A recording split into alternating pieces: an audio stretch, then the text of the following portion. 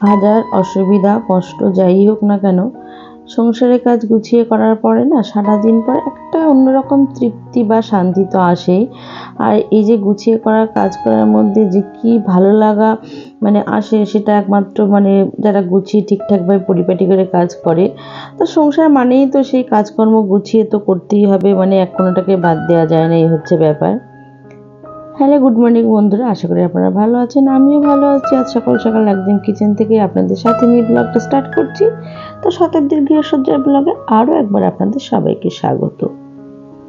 তো এই যে কালকে রাতেই ভেবেছিলাম বাসনগুলো ডিশওয়াশারে দিয়ে দেবো, তো দেওয়া আর হয়নি। তো সকালবেলা একদম সিঙ্কের মধ্যে রাখাই ছিল, ওই জন্য ভাবলাম আগে সিঙ্কটা খালি করি, নাহলে রান্না কাজ করতে পারবো না। তো একদম খুব সকাল সকালে একদম যেটা করলাম আর কি, কিচেনে এসেই আগে ঘুম থেকে উঠেই কিচেনে ঢুকেছি। তো আগে ভাবলাম না, আগে এই সিঙ্কটা ফাঁকা করি, টপ কাউন্টার ফাঁকা করি, তার জন্য কি ডিশওয়াশারে বাসনগুলো দিয়ে দিলাম। তো এটা প্রায় ঘন্টা 3 বা 3.5 ঘন্টার মতো তো সময় লেগে, ততক্ষণে কিন্তু আমার রান্নাবান্না সব কাজই হয়ে যায়। তো যাই হোক, ডিশওয়াশারে বাসনগুলো দিয়ে তারপর টুকিটাকি যা বাসি কাজবাজ ছিল সেগুলো করে ফ্রেশ হয়ে চলে এলাম হাজব্যান্ডের জন্য চা করতে। তো চাটা আমি বসিয়েছিলাম, তারপরে কি মেয়ে উঠে পড়েছিল, তারপরে ও আমার কাছে আবার এলো মা কী করছো বলে।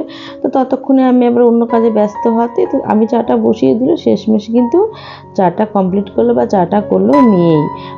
এখন কিন্তু এইটুকু কি বলবো, হেল্প আমাকে প্রায় মেয়ে করে থাকে, এটাকে এইটুকু বলবো না, এটা অনেকটাই। আর এদিকে এই যে আগের দিন অয়েল কন্টেনারগুলো আনা হয়েছিল, তো সেখানে তো রাখা হয়নি, ধোয়া হয়নি বলে। তো তার জন্যে ভাবলাম না, এটাকে সকাল সকাল ধুয়ে রেখে দিই, রান্নাবান্না করতে করতে বা অনেকটা কাজ এগিয়ে গেলে শুকিয়ে যাবে। একটু তো রোদ বেরিয়েছে, রোদে দিলে আর জানলার উপরটা রোদ আসে রান্নাঘরে, তো শুকিয়ে যাবে। ততক্ষণে কিন্তু আমি দুটোতেই তেল ঢালতে পারবো। তো একটা তো সর্ষের তেল আর একটা তো সাদা তেল, দুটোর জন্য। আর আগে ছিল আমার প্লাস্টিকের, তো সেই দুটোরই কি হয়েছে, মুখটা কিন্তু ফেটে গেছে। তো সেটার মুখটার আমি পেলাম না, তো করলাম কি, একটা এই যে স্টিলের, এটা আর ফাটাফাটির কোনো ব্যাপার নেই, তো এই বলেই নেওয়া হয়েছে। এখন মুখটা আবার এর প্লাস্টিক, এখন জানি না কি হবে। তো একটা হচ্ছে এই সর্ষের তেলের জন্য, যেটা 1 লিটারের, এটা হচ্ছে স্টিলের নিলাম। তার কারণ এখন কিন্তু রান্নাটা বেশি সর্ষের তেলেই করা হয়, সাদা তেলে শুধু ভাজাভাজি করা হয়। আর সাদা তেলের জন্য এই যে এটা 750 ml, এইটা সাদা তেলের জন্য নিয়েছি। আর সর্ষের তেলটা এখন বেশি খাচ্ছে এই কারণেই, তার কারণ এখন শুনছি সাদা তেলে অনেক ভেজাল টেজাল আসছে, সেই ভেবে। আর সর্ষের তেলটা কিন্তু আমি যখন বাড়ি যাই তখন পিওর একদম ঘানি থেকে সর্ষের তেলটা নিয়ে আসি, যেটা সর্ষে ভাঙিয়ে একদম পিওর ঘানির তেলটাই। তো যার জন্যই জানি সর্ষের তেলে কোনো ভেজাল নেই, খেতে কোনো অসুবিধা নেই। তো সেই হিসেবে সর্ষের তেলটা এখন খাওয়া হয়। আর সর্ষের তেলটা সব কিছুতে খাওয়া হয় বলে সর্ষের তেলের যে কন্টেনারটা, ওটা একটু বড়ই নিলাম। আর সাদা তেলটা শুধু ভাজা বা লুচি পরোটা যাই হোক যেগুলো হয় আর কি, ইত্যাদি ইত্যাদি সাদা তেলে, সেই জন্য সাদা তেলটা কমই ব্যবহার, তো রোজকার লাগছে না, সাদা তেলের জন্য ছোটো নিলাম। তো দুটোই আগে দেখলাম স্টিলের নিয়ে কী করবো, স্টিলেরটা দাম বেশি, তো আগে ভাবলাম যে না, একটা স্টিলের একটা প্লাস্টিকের নিলাম। তো যাই হোক, ওদিকে আমি কন্টেনার দুটো ধুয়ে রেখে তারপরে এই যে সকালের যে জলটা আমি খাই, তো তারপরে কি আমি ফ্রেশ হয়ে তো গেছি অলরেডি। তো তারপরে চলে এলাম এখানে, আর হাজব্যান্ডকে চাও দিয়ে দিয়েছি, মেয়েও একটু চা খেলো সকালে, তো ওকেও চা দিলাম। আর মেয়ে তো পড়তে বসে গেছে। আর ওই যে বললাম, এখন তার সেই ছোটো নেই যে পড়তে বসলে এই ওই সেই, তবে কি পড়তে বসিয়ে ওর পাশে বসলে ওর একটু বেশি ভালো লাগে, কিন্তু সকালটা হয় না, এখন সেটুকু বুঝে গেছে। সর্বক্ষণই ওর পাশে বসে থাকলে ওর খুব ভালো লাগে। তো এটা কিন্তু বাস্তব, একা একা কোনো কিছু আমাদের নিজেদেরই ভালো লাগে না কাজকর্ম করতে, তো ওর তো ভালো লাগবেই না। আর ছোটো থেকে এই স্বাদটা দিয়ে এসেছি, মেয়ে যখন পড়তো আর কি বা পড়ে, ওর সঙ্গে বসে থাকতাম সবসময় সেইভাবেই, তো সেই অভ্যাসটা হয়ে গেছে। কিন্তু এখন বুঝতে শিখে গেছে যে সংসারে মায়ের এত কাজ, তারপরে বাবার অফিসের জন্যে তারা থাকে, তা ইত্যাদি ইত্যাদি ব্যাপার হচ্ছে। আর এই জামাকাপড়গুলো আগের দিনের মতো আবার রাতেই আমি ওয়াশিং মেশিন চালিয়ে জামাকাপড়গুলো মেলে দিয়েছিলাম। তো আজকে সিঁড়িতে দিইনি, আজকে ওয়াশিং মেশিনের ওইখানেই দিয়েছিলাম, আর কিছু যে স্টোর রুমে দিয়ে রেখেছিলাম। তা শুকিয়ে গেছে জামাকাপড়গুলো, তো ভাবলাম রান্নাবান্না শুরু করার আগে জামাকাপড়গুলো তুলে নিই। তো জামাকাপড়গুলো পুরোটাই তুলে নিলাম, তার কারণ কি, জামাকাপড়গুলো তো অনেকটা এটা ওটা লাগে, আর সেগুলো তখন খুঁজে পাওয়া যায় না, তো ওই জন্য জামাকাপড়গুলো আগে তুলে নিচ্ছি। তো ওই যে যেটা অভ্যাস, জামাকাপড় তুলে নিয়ে জামাকাপড়গুলোকে ভাঁজ করে নিচ্ছি, নাহলে রাখলে তো জড়োই হয়ে যায়। তো সেইভাবে জামাকাপড়গুলোকে গুছিয়ে ভাঁজ করে নিচ্ছি। আর এই জামাকাপড়টা ভাঁজ করলে কি হয় না, মনে হয় বেশ অনেকটাই কাজটা গোছানো হয়ে গেল। আর একটার পর একটা কাজ করে নিলে একটু কাজটা গোছানোই মনে হয়। তো সেই জন্যেই জামা কাপড়টা গুছিয়ে নিয়ে তারপর কিন্তু রান্নাঘরে ঢোকা মানে তো প্রায় পাক্কা 3 ঘন্টার সময় রান্না বান্না দিয়ে, তারপর যদি মানে আরও এক্সট্রা কাজ থাকে রান্নাঘরে সেগুলো, তারপরে পুরো পরিষ্কার সব মিলিয়ে অনেকটাই সময় লেগে যায়। তো তার জন্য চেষ্টা করি একটু কাজটা গুছিয়ে রাখার, যাতে পিছু টানটা কম থাকে। মানে টিফিন রান্না বান্না সব, তারপরে কি মানে হাজব্যান্ড বেরোবে খাবার দেয়া, তার টিফিন রেডি করা দেয়, মেয়ে বেরোবে, সব মিলিয়ে অনেকটাই রান্না মানে বা রান্নাঘরে ঢোকা মানে অনেকটাই ব্যস্ততা। আর এই যা সকাল সকাল উঠেছি মানে কিন্তু আমার অনেকটাই কাজ এগিয়ে গেছে।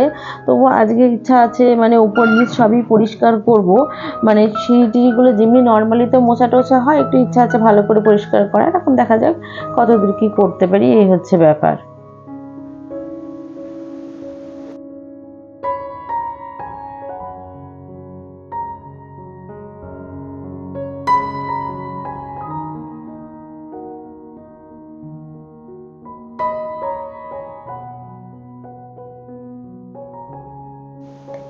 আর জায়গার জিনিস জায়গায় রাখা এটা তো রোজকার ব্যাপার, আলাদা করে বলার কিছু নেই। তো যাই হোক, ওদিকে মোটামুটি কাজবাজ মিটিয়ে এই যে রান্নাঘরে ঢুকেছি, তো দেখলাম ততক্ষণে এই কন্টেনার দুটো শুকিয়েও গেছে। তো ভাবলাম না আমি তেলটা ঢেলেই নিই, তো তাহলে কাজটা অনেকটা এগিয়ে যাবে। তাই এখন এই কন্টেনার দুটো এনেছে হাজব্যান্ড, অনেক কদিনই হয়ে গেল, কিন্তু আমার তেলটা আর ঢালা হচ্ছে না। আজ ঢালি কাল ঢালি এই করে করে আর হচ্ছে না সময়। তো সর্ষের তেলটাও ঢেলে নিয়েছে, আর ওই যে সর্ষের তেলটা ওরকম জারে করে আনা হয় 5 লিটারের, মানে 3-4টে, মানে এগুলো তো 5 লিটারের জার, হয়তো কোনো সময় 2-3টে আনা হয়। তাই এবার লাস্ট এনেছি যখন ওই যে ভাইয়ের বিয়েতে গিয়েছিলাম, মানে মাসির ছেলের বিয়েতে গিয়েছিলাম, তখনই এনেছি। তো তার মধ্যে 5 লিটারের মধ্যে কিন্তু ওই যে আর 1 লিটার মতো আছে, মানে জারে রয়েছে, এখন 1 লিটার মতো ঢালা হলো। আর তেলটা তো বেশি খাওয়া হয় না, আর বিয়ে বাড়ি থেকে এসেছি সেহেতু বেশি দিন হয়নি, 1 মাস মতো হলো। তো 1 মাসে এই 2-3 লিটার তেল তো লাগেই। তাও কি মোটামুটি 1 লিটার মতো এখনও রয়েছে ঢপে, আর এই যে 1 লিটার আর ঢাললাম আর কি এই কন্টেনারে, আর তাহলে মাঝখান থেকে 3 লিটার মতো খাওয়া হয়েছে। আর বিয়ে বাড়িও ছিল আমার 1 মাস মতোই হলো। তো এই তার মাঝে একটু মানে সাদা তেলও ব্যবহার হয়েছে, মানে লুচি পরোটা বা ভাজার ক্ষেত্রে সাদা তেলও ব্যবহার করা হয়। তো ওই সব মিলিয়ে মাসে 3-4 লিটার লেগেই যায় এই আর কি। তো এর থেকে কমে তো আর কিছু করা যায় না, আর তেলটা খুব চেষ্টা করি কম খাওয়ার। তো যাই হোক, ওদিকে আমি এই যে জায়গায় তেলের কন্টেনার দুটো রেখেও দিলাম, আর বেশ জায়গাটা একটু অন্যরকম লাগছে, আর প্লাস্টিকের দুটো সরিয়ে রাখলাম, কারণ আবার কখনো কি কাজে লাগে তার কোনো ঠিক নেই। তো পরে পরিষ্কার করে তারপর রেখে দেবো। তো চালটা ধুয়ে নিলাম, আর চাল ধোয়া জলটা কিন্তু আমি ফেলি না, এই যে গাছে দিই, কোনো দিন ছাদেও দিই, কোনো দিন নিচেও দিই। আর আজকে ভাবলাম এই যে মেয়ের স্টাডি রুমের বারান্দায় যে অপরাজিতা গাছ আছে আর পাতাবাহারি গাছ আছে সেখানেই দিলাম।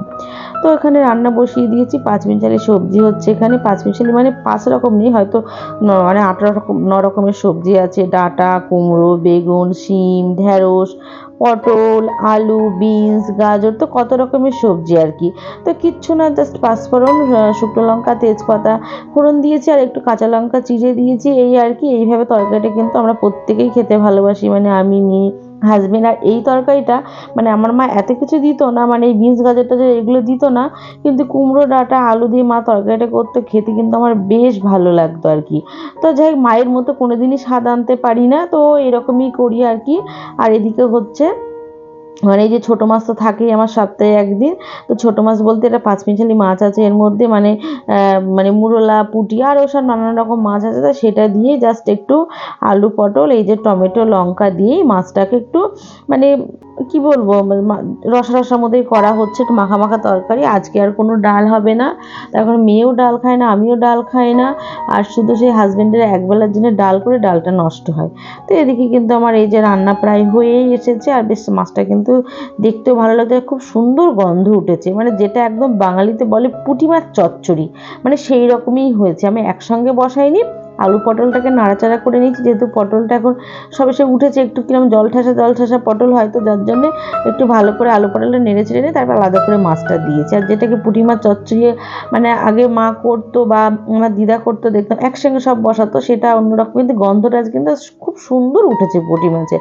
আর পুঁটি মাছটা কিন্তু খেতেও খুব ভালো হয়েছিল। তো যাই হোক, এই যে রান্নাবান্না কমপ্লিট হয়ে গেছে, আর আজকে আর একটা কি না, হাজবেন্ড বললো টিফিন নেবে না, আজকে অফিসে কোনো কারণে খাওয়া দাওয়া আছে। তো আর মেয়ে বললো কি যে মা আমার কিছু দিতে হবে না, ও এমনি ড্রাই ফ্রুটস আর শুকনো খাবারই ওইগুলোই নেবে। তা আমি বললাম ঠিক আছে বিকেলে নিয়ে যাব। আর এদিকে আমার রান্না বান্না করতে করতে কিন্তু এই ডিশওয়াশারের বাসনগুলোও কিন্তু হয়ে গেছে। তবে 5 মিনিট রাখলেই জাস্ট বন্ধ হয়েছে আর আমি খুলেছি। তো 5 মিনিট রাখলে তারপরে জলটা ঝরবে। তো ভাবলাম যে না দেখি রাখবো না, যেগুলো শুকিয়ে গেছে বাসনগুলো তুলে নিই, কারণ এই কাজটা করতে তো অনেকটা সময় লাগে।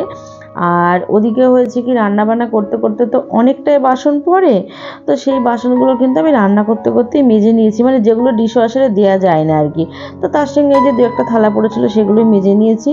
তো যাই মেয়ে হাজব্যান্ড দুজনেই খেয়ে দিয়ে কিন্তু বেরিয়ে গেছে, দুজনের যা গন্তব্যস্থল সেখানেই আর কি। তো আমার এদিকে একদম রান্নাঘরে পুরো ক্লিন হয়ে গেছে। আর এই যে তেলের কন্টেনার দুটো রেখেছি এখানে, এই জায়গাটা ঝাঁচাকাচাক করে নিচে একটু, আজ একটু ভালো করে ক্লিন করেছি। তো অনেকটাই সময় লেগেছে। তো এইসব করতে গিয়ে তো কিন্তু রান্না করার পরেও পরিষ্কার করতে অনেকটা সময় লাগে। আর তারপরে এই উপরগুলোও আজকে পুরো পরিষ্কার করেছি, আর সবটা আপনাদের সঙ্গে ভিডিও করা হয়নি বা শেয়ার করা হয়নি, তার কারণ তাহলে তো অনেক সময় লেগে যাবে। তোমার রান্নাঘরেই আমার লেগে যায় 2 ঘন্টা, তো 2 ঘন্টা ধরে তো একটা ভিডিও আমি আপনাদের সঙ্গে শেয়ার করতে পারবো না। তার মধ্যে এই যে হয়েছে কি, মানে কি চলছে আমার সঙ্গে, আগের দিন হলো কি পাম্প খারাপ হলো, আজকে ফ্লোরটা মানে পুরো ঘরের সব ডাস্টিং করে নিয়ে ফ্লোর ক্লিন করতে দেবো আর কি, মেশিনটা চালিয়েছি দেখি মেশিনটা চলছে না, মানে জাস্ট কয়েক সেকেন্ড করে যাচ্ছে বন্ধ হয়ে যাচ্ছে। আর মানে লেখাটা দিচ্ছে, মানে এটা তো মোবাইলে অ্যাপে কানেক্ট করা থাকে, লেখাটা দিচ্ছে যে মানে কি বলবো ফ্যান ইজ এমটি এরকম কিছু একটা লেখা দিচ্ছে। কি হয়েছে জানি না, আবার মানে কি বলবো সার্ভিস সেন্টারে ফোন করতে হবে, তারা আসবে কবে ঠিক করে দিয়ে যাবে।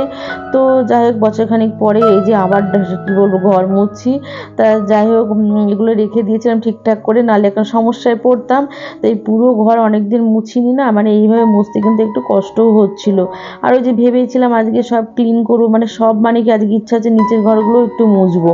তখন প্রায় এক সপ্তাহ মতো মোছা হয়নি। আর নিচের ঘরগুলো যখন আমি পরিষ্কার করি কোনো দিনই আপনাদের সঙ্গে শেয়ার করা হয় না। তো এই যে টানা বারান্দাটাও মুছে নিই, তারপরে ওই যে বেসিনটা ওটাও পরিষ্কার করে নিই। আর বেসিনের বাদিকে ওটা তো একটা নিচের ওয়াশরুম, একদিন সময় করে শেয়ার করব। আর এই যে নিচে এই ঘরটাতে একটা খাট ছিল, খাটটা সরিয়ে উল্টো দিকের ঘরে দিয়েছি, এই ঘরটা টোটাল ফাঁকা করে রেখেছি কোনো সময় যদি কিছু কাজে লাগে। আর তারপরে এই যে মাঝের প্যাসেজটা এখানেও ধুয়ে পরিষ্কার করে নিচ্ছি, মানে কোনো কিছু বাকি থাকলো না, সবটাই ধুয়ে মুছে পরিষ্কার করা হয়ে গেল। মানে হয়তো শুধু ছাদটা ধুলেই আজকে সবটা হাতে ধোয়া হতো, বুঝতে পারছেন কত খাটাখাটনি হয়ে গেল আজকে আমার। মানে হয়তো হবে রাত্রিবেলা প্রচণ্ড গা হাত পা ব্যথা হবে, কিন্তু কিচ্ছু করার নেই, কাজে নেমে পড়েছি মানে করবোই সে যাই হোক। তারপরে এই যে একদম সোজা ওপরে এসে মেশিনে জামা কাপড় দিয়ে স্নান করে নিয়েছি, আর মাথায় তেল দিয়েছি একটু। তারপরে আমার যা কাজ এখন খেয়ে দিয়ে একটু বেরোবো, মানে রোজকার যে রুটিন থাকে, মেয়ের ছুটির সময় মানে হয়ে গেছে, ও চলে আসবে, ওর আবার খাবার রেডি করব। আর আমার যেটা কি একদম এখন ভাত খেতে ইচ্ছে করছে না, যে একটা অতিরিক্ত খাটাখাটনি হয়ে গেছে, আমার যদি একটু বেশি কাজকাম করা হয়েছে খেতে ইচ্ছা করে না, তো কী খাবো করে। তাই ভাবলাম না আজকে একটু ফ্রুট স্যালাড খাই। তো সব রকমের এই যে ফল দিয়ে দই দিয়ে একটু মানে রায়তা ঠিক নয়, একটু অন্যরকম করে নিয়ে, তাই এর মধ্যেও কিছুই বাকি নেই, আঙুর দিয়েছি, আপেল কলা সবেদা তরমুজ, তারপরে একটু ড্রাই ফ্রুটস সব দিয়েই আর কি। এটা আমার হাজব্যান্ড মাঝে মধ্যে খায়, তো ভাবলাম না আমি আজকে একটু করে খাই। তো বেশ খেতেও ভালো লাগছিলো, আর এটা খেয়েও যেন একটু তৃপ্তি হচ্ছিলো, কারণ ফলগুলো কিন্তু সবই ফ্রিজে ছিল। তো সেই ভেবে দইটাও তাই ঠান্ডা, একটু খেতে ভালোও লাগছিলো। আর এইভাবে খেতে কিন্তু ভালো লাগে, আপনারা অবশ্য করে খেতে পারেন। তো সারাদিন আজকে মানে ভাবলাম কাজে নামবো, তো সে কাজে হাত দিলাম ও সবই করলাম, কিন্তু একটু কষ্ট হয়ে গেল। মানে অনেক দিন এইভাবে তো মুছিনি, উপরে 3টে ঘর, ডাইনিং লিভিং রুম সব মিলিয়ে এত মোছা, যতই সেটা আমি লাঠি দিয়ে মুছি না কেন সেই তো করতে হয়েছে কোমর ঝুঁকে। তারপর সিঁড়ি মোছা, একদম উপরে 3তলা থেকে 1তলা পর্যন্ত সিঁড়ি মোছা, 1তলায় পুরো ঘর দুটো মুছেছি, বারান্দা মুছেছি, আর 2টো ঘর আর পারিনি, পড়ে আছে, থাক অন্যদিন পরিষ্কার করব। তারপরে যে ফাঁকা জায়গাটা পড়েছে সেগুলো ধুয়েছি, মানে কিছুই বাকি নেই, সব ধোয়া মোজা। হয়তো রাত্রিবেলা হাজব্যান্ড এসে বকাবকি করবে, হ্যাঁ তোমার এত ব্যথা যখন করে কেন করতে যাও। আর মাথায় তেল দিয়েছি, ওই যে মাথার চুলগুলো এমনভাবে দিন দিন উঠে যাচ্ছে, মনে হচ্ছে এবার আমি হয়তো আমি নেরু হয়ে যাবে, এই হচ্ছে ব্যাপার। তো যাই হোক বন্ধুরা, ভিডিওটা আর বাড়াচ্ছি না, এখানেই শেষ করছি, নেক্সট ভিডিওতে আবারও দেখা হবে। ততক্ষণ আপনারা ভালো থাকবেন, সুস্থ থাকবেন, আর ভিডিওটা ভালো লাগলে অবশ্যই সাবস্ক্রাইব করে দেবেন। নমস্কার বন্ধুরা।